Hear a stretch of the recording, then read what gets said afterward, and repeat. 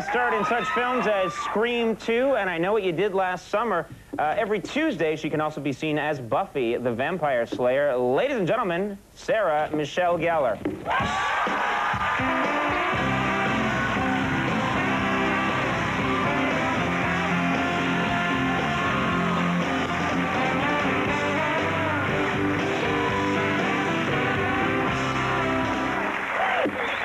Contest. Also, I'm the worst at staring contests. You're no good at those? I just bust up laughing. Oh, really? I'm so bad. I can usually stare. I just go into another world. Really? Yeah. I just laugh instantly. Oh, really? I'm the person going...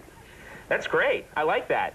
Thank I need you. an audience full of people like you. Just laugh at anything. Okay, so we have to talk about I understand you've got an issue with me. I have a small issue. Okay. So I watch, the show in my trailer usually because we're still working at this hour on Buffy. Oh, you don't live in a trailer. It's like a movie set kind of thing. My family does, so they call me like the trailer park queen. They think I actually do, and I'm not sure if that's a compliment. But I'm watching the show, and you're doing random mating.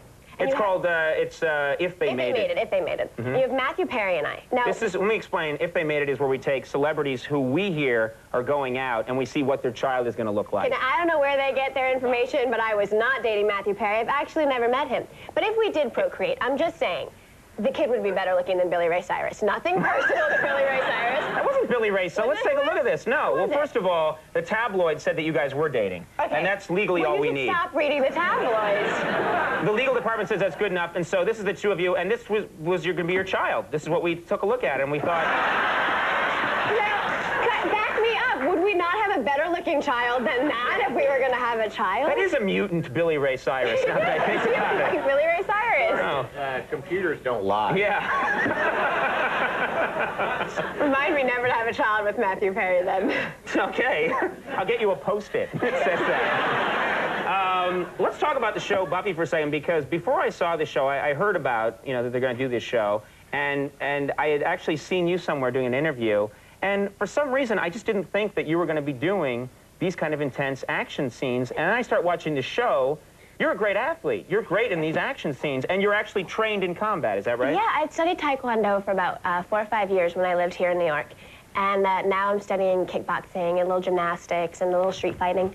So you could beat me up in like 40 seconds, pretty much. I'll just give you 45. Just come on. This is how I fight. That's my fight. I actually studied that. Does it have a name? That's a little-known martial art called... The doggy paddle. It's actually called the doggy paddle. Shriek and go like this and hope everyone freaks out and walks away. But I'm watching the show, and on the show, you're very super competent. You can take on 5 guys at once, beat them up.